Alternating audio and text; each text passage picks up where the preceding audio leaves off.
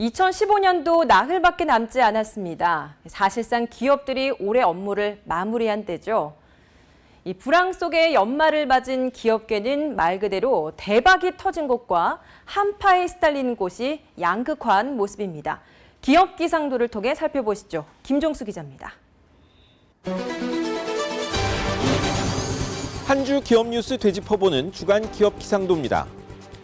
2015년 마지막 기업 기상도에는 어떤 기업이 맑음으로 또 어떤 기업이 흐림으로 표시돼 있을까요? 함께 살펴보시겠습니다. 먼저 맑음 기업입니다. 미래에셋증권, 업계 1위 KDB 대우증권 인수로 명실상부한 국내 리딩 증권사로 떠올랐습니다. 외환 위기 뒤 등장해 고성장을 거듭해온 미래에셋. 재벌계와 은행계가 장악한 금융투자업의 판을 새로 짰다고 해도 과언이 아닌데요. 이번 인수전에서 과감한 베팅으로 KB금융, 한국투자금융지주 같은 거인들을 물리쳤습니다. 박현주 회장님, 정부가 매번 이야기하는 한국판 골드만삭스, 미래에셋에 기대해 보겠습니다. 이번엔 어린이들에겐 장난감 대통령, 엄마 아빠들에게는 등골 브레이커로 떠오른 터닝맥 카드 만드는 손오공입니다. 이 제품 TV 애니메이션에 나오는 변신 로봇을 완구로 만든 거죠. 시리즈로 나올 때마다 폭발적 인기라 아예 구할 수가 없답니다. 급기야는 정가 32,000원짜리가 7만, 8만 원대 팔린다는 뉴스까지 나왔습니다. 어린이용 뮤지컬로도 만들어진다죠. 부모 등골 휘게 하는 건 문제입니다만 이렇게 상품과 콘텐츠가 결합한 히트작이 나오는 것, 이게 바로 창조경제 아닐까요? 이제 흐림 기업으로 넘어갑니다. 지금 훈훈해야 할 새 밑에 감원 한파로 떨고 있는 은행권, 이번 주 첫 흐림 기업입니다. 외환 위기 당시 제1은행의 대대적 퇴직 모습을 담았던 눈물의 비디오 기억하십니까? 이번 감원 한파에 신호탄을 쏘아 올린 곳도 그 후신 SC은행입니다. 지난달 전체 임직원 18%를 퇴직시켰죠. 임금 피크제 앞둔 기업은행, NH농협은행도 희망퇴직 신청 받았고요. KB국민, 신한은행도 곧 있을 것이란 전망입니다. KB하나은행은 성탄절 직전 특별퇴직 신청을 받았더군요. 은행장님들, 정부의 이른바 개혁 압박보다는 자꾸만 줄어드는 이익에 핀테크 확산으로 전통적 경영이 어려워지는 게 더 걱정이시죠. 하지만 과연 사람 줄이기 위엔 답이 없는 건지 지혜를 모아보는 건 어떨까요? 한파가 엄습한 곳은 은행만은 아닙니다. 언제 부실폭탄 터질지 모르는 조선, 해운, 철강업이 큰 걱정인데요. 여기 보시는 해당 업종 대표급 기업들의 신용등급이 일제히 투기등급으로 떨어졌습니다. 두 단위 적자로 충격을 준 대우조선해양. 회사채 신용등급이 트리플 B에서 투기등급인 더블 B 플러스로 떨어졌고요.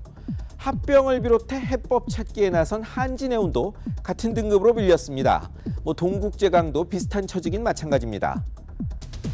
이 회사들만이 아니라 지금 기업들 신용등급 하락 추세가 금융위기 때 수준이라는데요.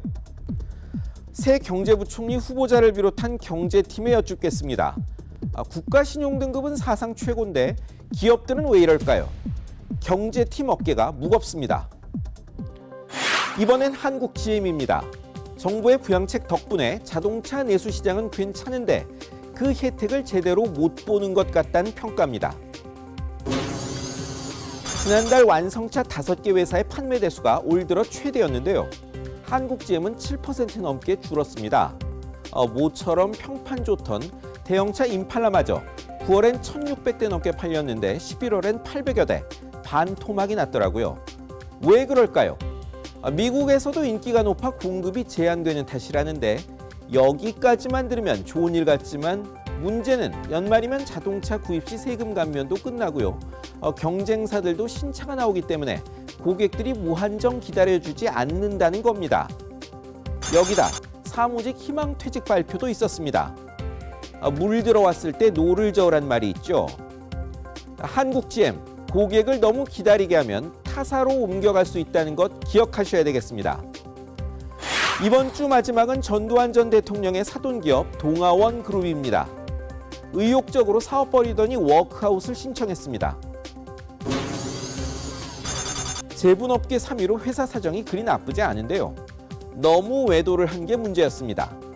와인에 고급 레스토랑에 슈퍼카 판매까지 수익성, 시장성이 좋다고 보긴 힘든 사업 너무 벌였습니다.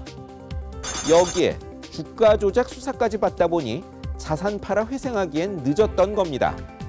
참 안타깝습니다. 기업들은 어떤 환경에서도 쉼 없이 달려갑니다. 저희 기업 기상도도 그런 기업들 모습 전하며 한 해를 띄웠습니다. 경제 사정 생각하면 조마조마합니다만 우리 경제의 회복에 저희도 작은 힘을 보태겠습니다. 지금까지 주간 기업 기상도였습니다. 박 대통령이 당선인 시절 비서실장을 지내 친박계로 분류되는 유일호 의원이 3기 경제사령탑으로 발탁됐습니다. 유 의원은 국토교통부 장관에서 국회를 복귀한 지 한 달 만에 다시 경제부총리에 기용됨으로써 두터운 신임을 확인했는데요. 성장 모멘텀을 회복하느냐 아니면 장기 저성장의 침체로 빠져드느냐, 기로에 선 우리 경제, 새 경제팀은 좌고우면하지 말고 경제 현안 해결에 집중해 주길 기대해 봅니다.